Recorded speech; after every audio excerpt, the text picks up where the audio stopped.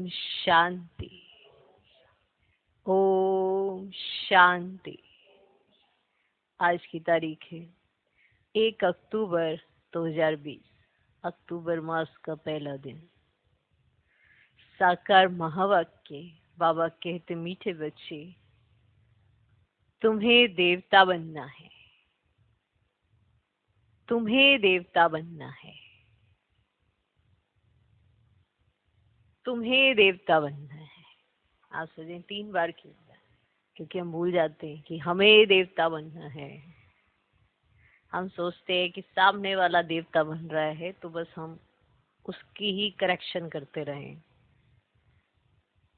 पर बाबा क्या कहते हैं?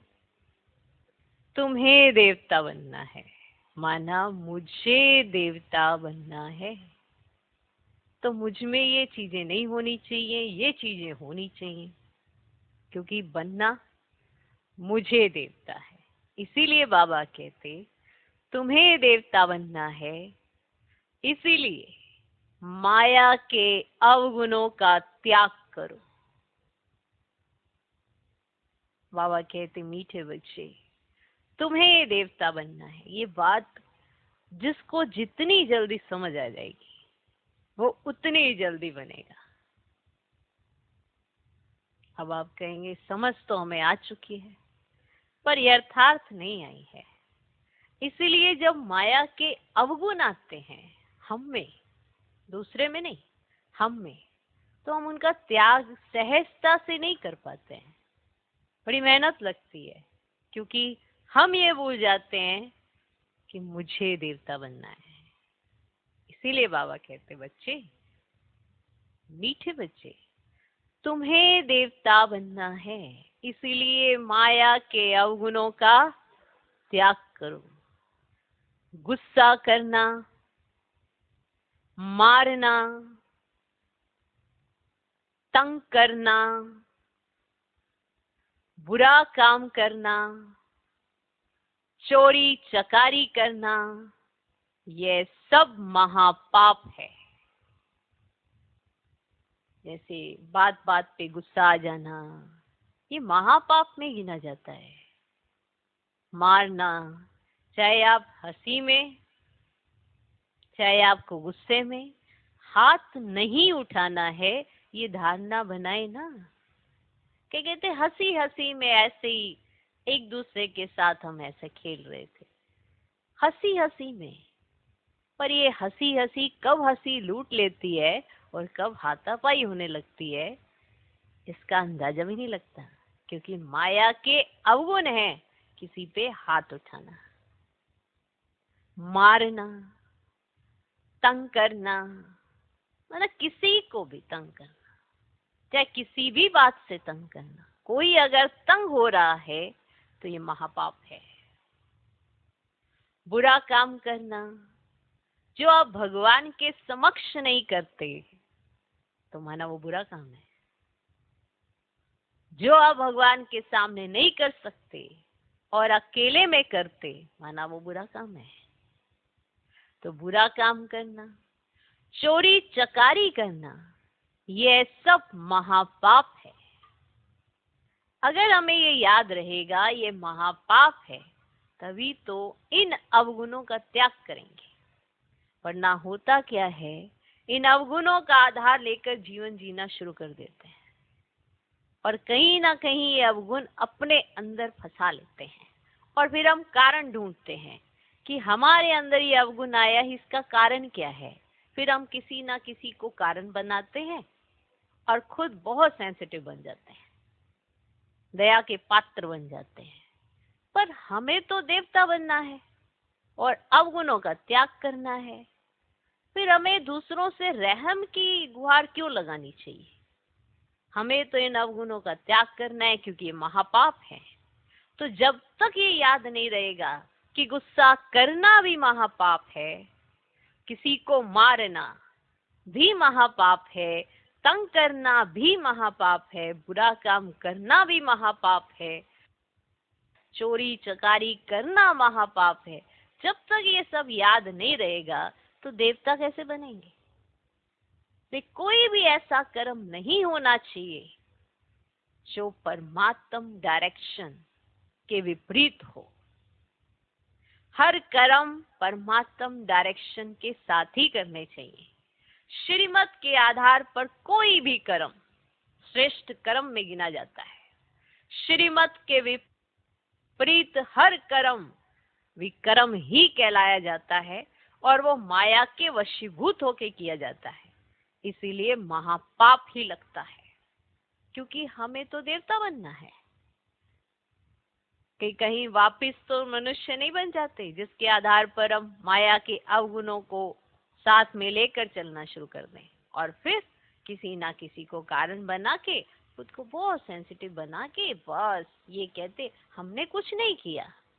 भले आपने कुछ नहीं किया, लेकिन उसके बाद जो भी किया वो आपने ही किया, तो ये भी महापाप है। ओके, तो जो ये बात याद रखता है कि मुझे देवता बनना है, तो मुझे ऐसे कोई कर्म नहीं करने जो महापाप की लिस्ट में आ जाऊं। तो खबरदारी स्वयं की स्वयं को रखनी है, तभी भगवान भी साथ देता है। अगर हम कुछ उल्टा पुल्टा कर्म करेंगे तो परमात्मा साथ कैसे मिलेगा? तो इसीलिए खबरदार भी रहना चाहिए, इस महापाप से बचना चाहिए, क्योंकि हमें देवता बनना है। आज का प्रश्न है, इस ज्ञान में कौन से बच्चे तीखे जा सकते हैं? घाटा किन्हें पड़ता है? इस ज्ञान में कौन से बच्चे तीखे जा सकते हैं? घाटा किन्हें पड़ता है? माना ऐसे कौन से बच्चे होते हैं जो तीखे चले जाते हैं, माना आगे बढ़ जाते हैं, तीव्र पुरुषार्थ करते हैं? ऐसे कौन से बच्चे होते हैं? घाटा किन्हें पड़ता है? उत्तर, जिन्हें अपना पोता मेल रखना आता है, वे इस ज्ञान में बहुत तीखे जा सकते हैं। जिन्हें अपना पोता में रखना आता है, वे ज्ञान में, इस ज्ञान में बहुत तीखे जा सकते हैं। जिन्हें अपना पोता में रखना आता है, जिनकी अपने ऊपर नजर रहती है, ऐसे बच्चे। घाटा उनको पड़ता है जो देही अभिमानी नहीं रहते। घाटा उनको पड़ता है जो देही अभिमानी नहीं रहते। बाबा कहते, व्यापारी लोगों को पोतामेल निकालने की आदत होती है। बाबा कहते, व्यापारी लोगों को पोतामेल निकालने की आदत होती है। वे यहाँ भी तीखे जा सकते हैं, वे यहाँ भी तीखे जा सकते हैं। आज का गीत है, मुखड़ा देख ले प्राणी अपने दिल दर्पण में। ओम शांति। रूहानी पाठधारी बच्चों प्रति बाप समझाते हैं, क्योंकि रूह ही पाठ बजा रही है बेहद के नाटक में। है तो मनुष्यों का ना। बच्चे इस समय पुरुषार्थ कर रहे हैं, भल वेद शास्त्र पढ़ते हैं, शिव की पूजा करते हैं, परंतु बाप कहते हैं इनसे कोई मेरे को प्राप्त नहीं कर सकते, क्योंकि भक्ति है ही उतरती कला। ज्ञान से सदगति होती है तो जरूर कोई से उतरते भी होंगे। अब ज्ञान से सदगति होती है तो जरूर ऐसे कोई कर्म से उतरते भी होंगे। ये एक खेल है जिसको कोई भी जानते नहीं। शिवलिंग को जब पूछते हैं तो उनको ब्रह्म नहीं कहेंगे, तब कौन है जिसको पूछते हैं? उनको भी ईश्वर समझ पूजा करते हैं। तुम जब पहले पहले भक्ति शुरू करते हो तो शिवलिंग हीरे का बनाते हो। अभी तो गरीब बन गए हैं तो पत्थर का बनाते हैं। हीरे का लिंग उस समय 4-5 हजार का होगा, इस समय तो उसका दाम 5-7 लाख होगा। उस समय 4-5 हजार था और इस समय उसका दाम 5-7 लाख होगा। ऐसे हीरे अभी मुश्किल निकलते हैं। पत्थर बुद्धि बन गए हैं तो पूजा भी पत्थर की करते हैं। ज्ञान बिगड़, जब ज्ञान है तो तुम पूजा नहीं करते हो। चैतन्य समुख में है, उनको ही तुम याद करते हो। जानते हो याद से भी कर्म विनाश होंगे। गीत में भी कहते हैं, हे बच्चों, प्राणी कहा जाता है आत्मा को। प्राण निकल गया फिर जैसे मुर्दा है, आत्मा निकल जाती है। आत्मा या विनाशी। आत्मा जब शरीर में प्रवेश करती है तब चैतन्य में। बाप कहते, हे आत्माएं, अपने अंदर जांच करो, कहां तक दैवी गुणों की धारणा हुई है। जांच करो, कहां तक दैवी गुणों की धारणा हुई है। कोई विकार तो नहीं है। चोरी चकारी आदि का कोई आसुरी गुण तो नहीं है ना। आसुरी कर्तव्य करने से फिर गिर पड़ेंगे, इतना दर्जा नहीं पा सकेंगे। खराब आदत को मिटाना जरूर है। देवता कभी कोई पर गुस्सा नहीं करते, तो अभ्यास कहाँ करना पड़ेगा? संगम पर। देवता कभी कोई पर गुस्सा नहीं करते। यहाँ असुरों द्वारा कितनी मारे खाते हैं, क्योंकि तुम दैवी संप्रदाय बनते हो तो माया कितनी दुश्मन बन पड़ती है। माया के अवगुण काम करते हैं। मारना, तंग करना, बुरा काम करना, ये सब पाप है। तुम बच्चों को तो बहुत शुद्ध रहना चाहिए। चोरी चकारी आदि करना तो महान पाप है। बाप से तुम प्रतिज्ञा करते आए हो, बाबा मेरा तो आप एक, दूसरा ना कोई, हम आपको ही याद करेंगे। भक्ति मार्ग में भल गाते हैं, परंतु उनको पता नहीं है ना कि याद से क्या होता है। वे तो बाप को जानते ही नहीं। अब एक तरफ कहते हैं नाम रूप से न्यारा है, दूसरे तरफ फिर लिंग की पूजा करते हैं। अब तुमको अच्छी रीति समझ कर फिर समझाना है। बाप कहते यह भी जज करो कि महान आत्मा किसको कहा जाए। जज करो कि महान आत्मा किसको कहा जाए। श्री कृष्ण जो छोटा बच्चा स्वर्ग का प्रिंस है, वह महात्मा है या आजकल के कलयुगी मनुष्य? वह विकार से पैदा नहीं होता है ना। वह है निर्विकारी दुनिया, यह है विकारी दुनिया। निर्विकारी को बहुत टाइटल दे सकते हैं, विकारी का क्या टाइटल है? श्रेष्ठाचारी तो एक बाप ही बनाते हैं। वे है सबसे ऊंच से ऊंच, और सब मनुष्य पाठधारी हैं, तो पाठ में जरूर आना पड़े। सतयुग है श्रेष्ठ मनुष्यों की दुनिया, जानवर आदि सब श्रेष्ठ है। वहां माया रावण ही नहीं, वहां ऐसे कोई तमोगुनी जानवर होते नहीं। तुमको मालूम है मोरडेल है ना, वे विकार से बच्चा पैदा नहीं करते। उनको आंसू गिरता है, उसे डेल धारण करती है। नेशनल बर्ड कहते हैं। अब सतयुग में भी विकार का नाम नहीं। मोर का पंख, पहला नंबर, जो विश्व का श्री कृष्ण प्रिंस है, जो प्रिंस है श्री कृष्ण, उनके माथे में लगाते हैं। कोई तो रहस्य होगा ना। उस मोर के पंख का रहस्य है पवित्रता की निशानी। क्योंकि मोर मोरनी विकार से संतान की उत्पत्ति नहीं करते। मोर का आंसू मोरनी के मुख में संतान की उत्पत्ति होती है। है ना, विकार नहीं। इसीलिए श्री कृष्ण जो सत्युग का पहले नंबर का प्रिंस, उनके मुकुट में मोर पंख निशानी के तौर पे दिखाया है कि पवित्रता की निशानी है ये।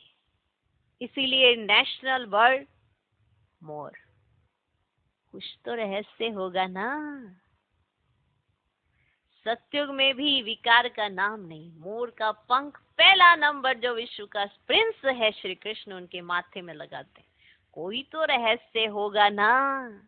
तो ये सब बातें बाप रिफाइन कर समझाते हैं। आप में से किसी को पहले पता था? पता ही नहीं था। ये सब बाबा समझा रहे हैं। देखो, आपको घर बैठे इतना बड़ा रहस्य पता चल गया। अब काम और मोरनी को देखने जाएंगे। आज कहाँ दिखेंगे?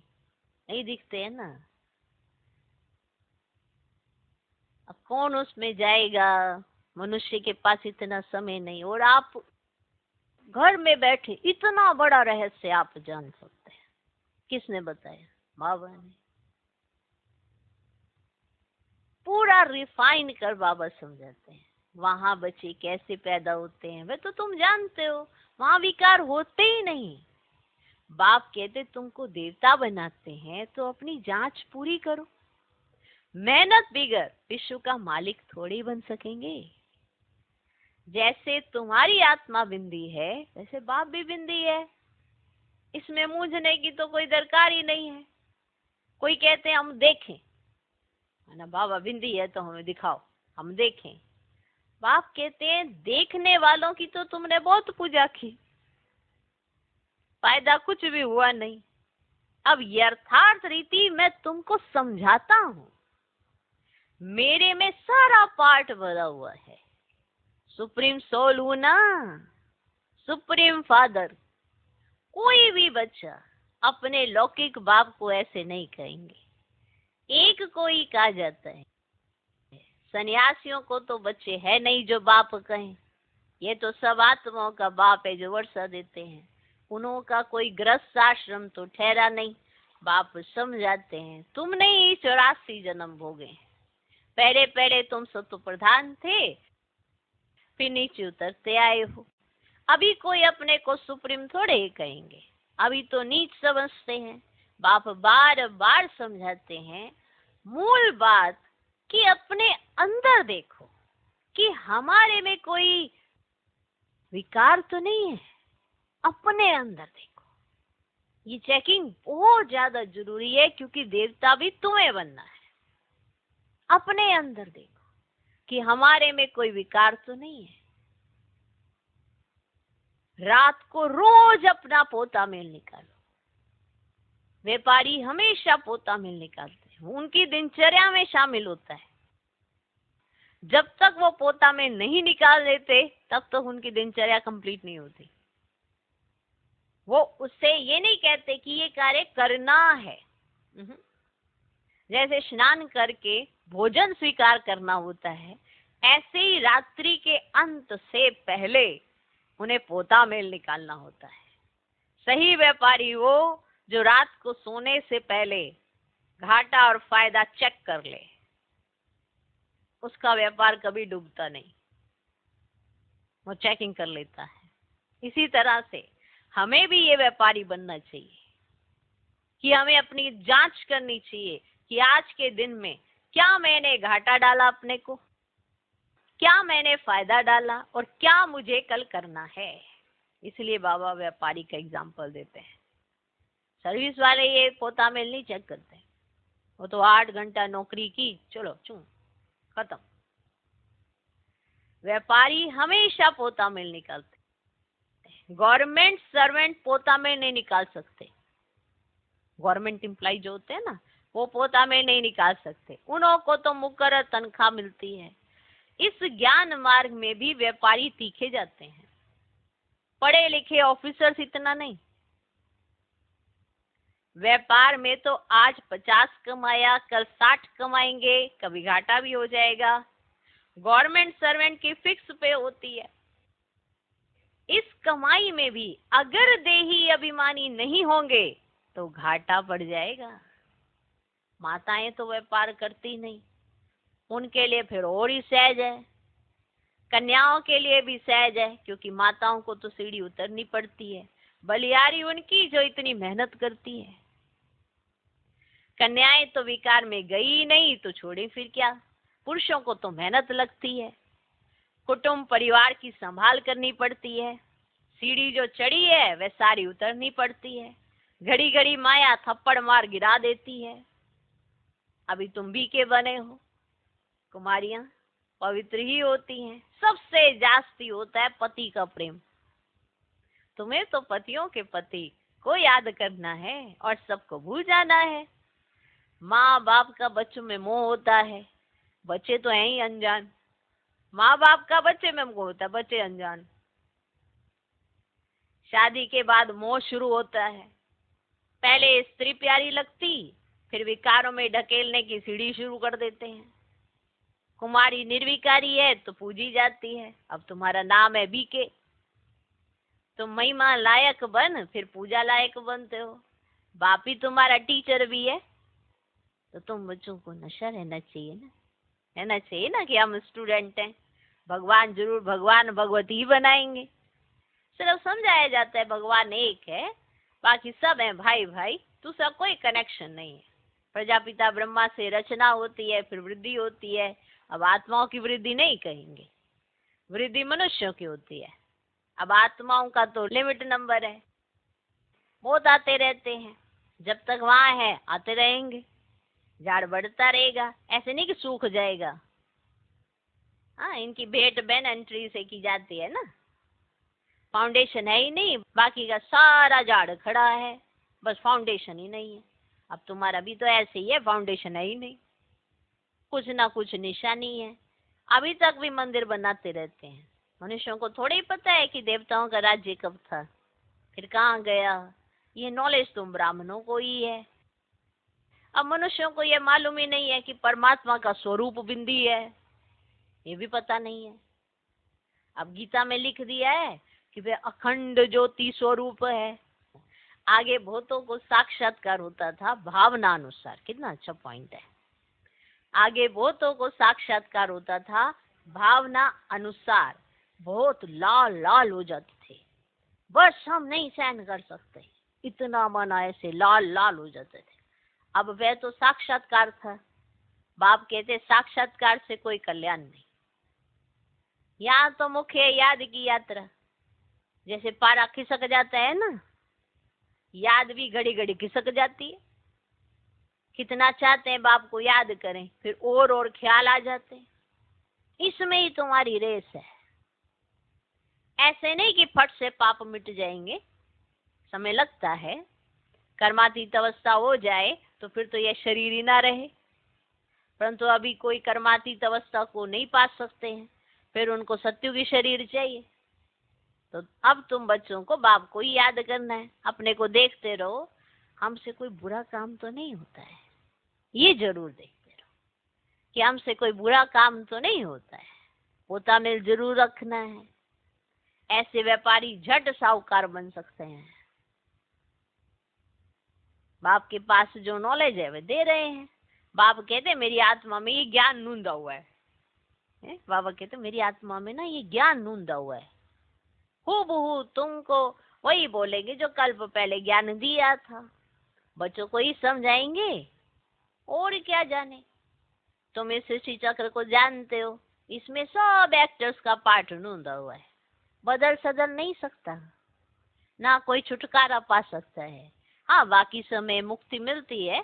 तुम तो ऑलराउंडर हो, हाँ, कि तुम्हें भी चाहिए ऐसी वाली मुक्ति ना, तुम तो ऑलराउंडर हो, 84 जन्म लेते हो। बाकी सब अपने घर में होंगे, फिर पिछाड़ी में आएंगे। मोक्ष चाहने वाले यहाँ आएंगे ही नहीं, वे फिर पिछाड़ी में चले जाएंगे। हाँ, ज्ञान कभी सुनेंगे नहीं। मच्छरों सदृश से आए और गए। अब तुम तो ड्रामा अनुसार पढ़ते हो, जानते हो बाबा ने 5000 वर्ष पहले भी ऐसे राजयोग सिखाया था। तुम फिर औरों को समझाते हो कि शिव बाबा ऐसे कहते हैं। अभी तुम जानते हो हम कितने ऊंच थे, अब कितने नीच बने हैं।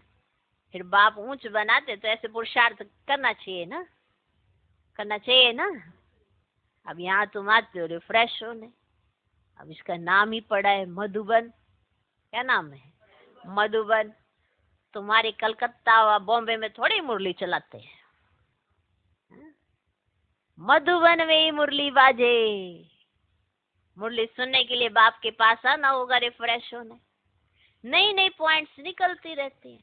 सम्मुख सुनने में तो फील करते हो, बहुत फर्क रहता है।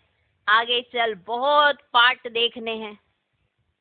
बाबा पहले पहले सब सुना दे तो टेस्ट निकल जाए, है ना? टेस्ट ही नहीं आएगा ना। आहिस्ते आहिस्ते इमर्ज होता जाता है। एक सेकंड ना मिले दूसरे से। बाप आए हैं रूहानी सेवा करने, तो बच्चों का भी फर्ज है ना रूहानी सेवा करना।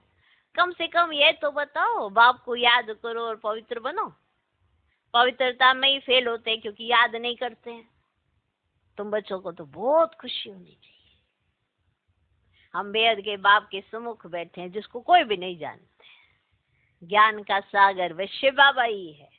देहधारी से बुद्धि योग निकाल देना चाहिए। शिव बाबा का ये रथ है।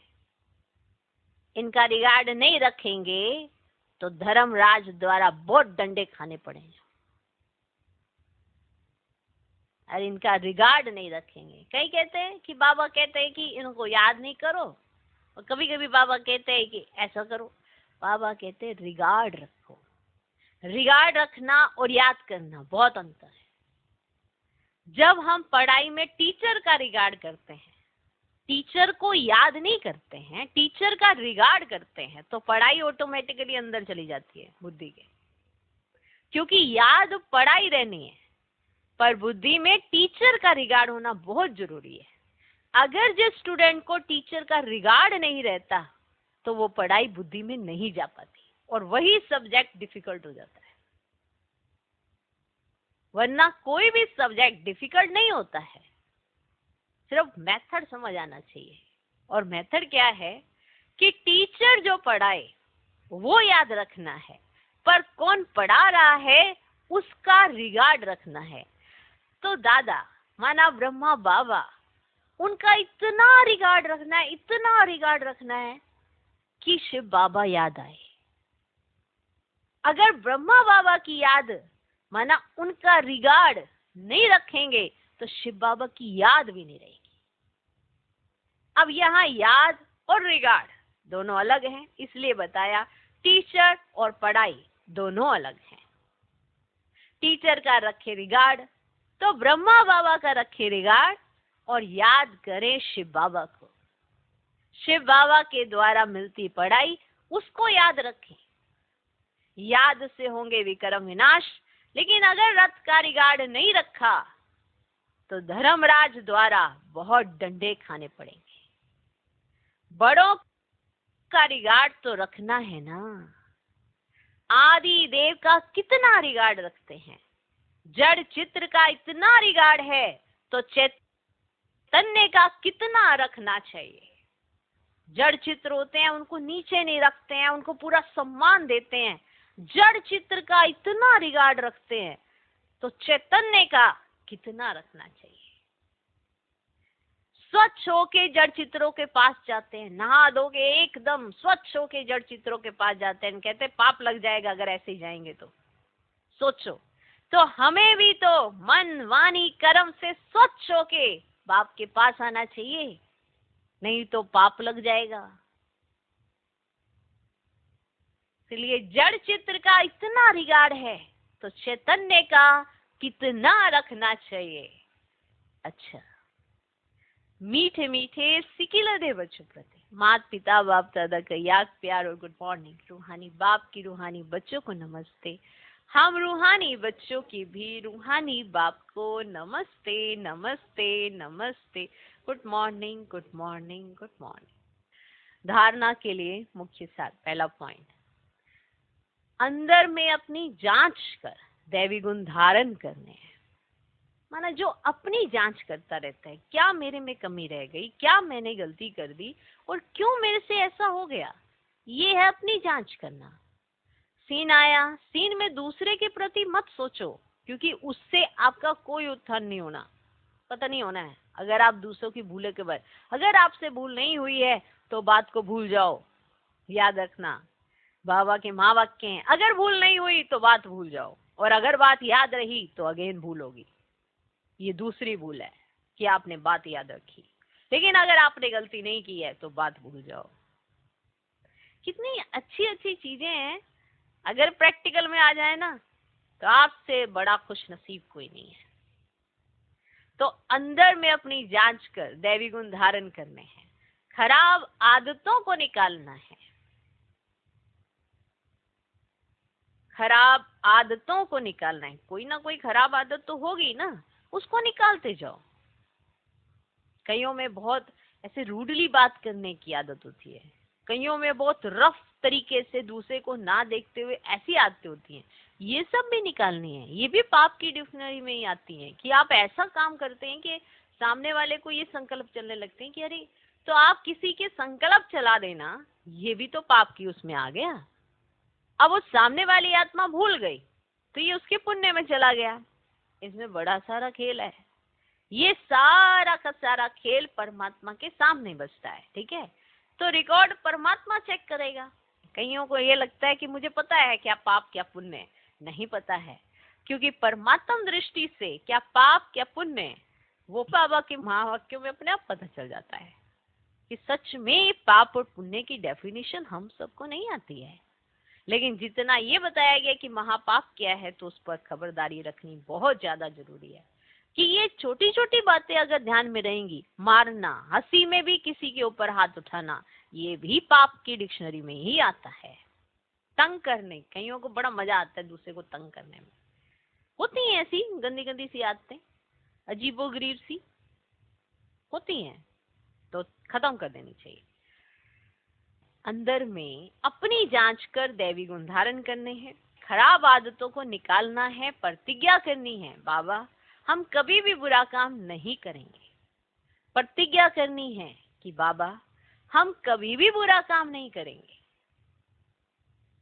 दूसरा पॉइंट, कर्मातीत अवस्था को प्राप्त करने के लिए याद की रेस करनी है। कर्मातीत अवस्था को प्राप्त करने के लिए याद की रेस करनी है। रूहानी सेवा में तत्पर रहना है, रूहानी सेवा में तत्पर रहना है। बड़ों का रिगार्ड रखना है, बड़ों का रिगार्ड रखना है। जिसने ये धारणा बना ली उसका कल्याण ही कल्याण है। क्योंकि कई बार क्या होता है, हमें बड़ों की बात अच्छी नहीं लगती है, कोई बात नहीं, अच्छी नहीं लगी कोई बात नहीं, रिगार्ड खत्म नहीं होना चाहिए।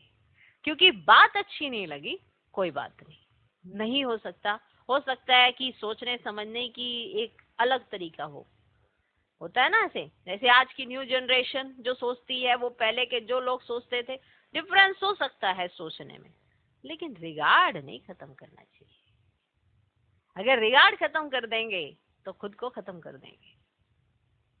किसी बात पर आपकी सोच कुछ और, किसी की कुछ और हो सकती है, क्यों नहीं हो सकती, सबकी अपनी अपनी विचारधाराएं हैं, लेकिन रिगार्ड नहीं खत्म होना चाहिए। जो दिल से रिगार्ड होता है वो बड़ों के प्रति जब आता है तभी व्यक्तित्व बनता है। तो रिगार्ड बड़ों का खत्म नहीं करना है, ठीक है। तो बड़ों का रिगार्ड रखना है। सबसे बड़े से बड़ा बाबा, उनका रथ, महारथी आत्माएं, तुम्हें बड़ों को रिगार्ड देना। जिसने ये धारणा पक्की कर ली उसको सबसे रिगार्ड मिलता है। माना कोई भी ऐसा नहीं मिलेगा जो उसको रिगार्ड ना दे, क्योंकि वो सबको रिगार्ड देता ही है, चाहे छोटा हो चाहे बड़ा हो। इसलिए रिगार्ड की डेफिनेशन को आप अपने अंदर अच्छे से घोट लें। रिगार्ड क्या होता है, ओके। तो बड़ों का रिगार्ड रखना है। क्या करना है, रिगार्ड रखना है। आज का वर्णन, सर्व खजानों को स्व के प्रति और औरों के प्रति यूज करने वाले अखंड महादानी भव। सर्व खजानों को स्व के प्रति और औरों के प्रति यूज करने वाले अखंड महादानी भव।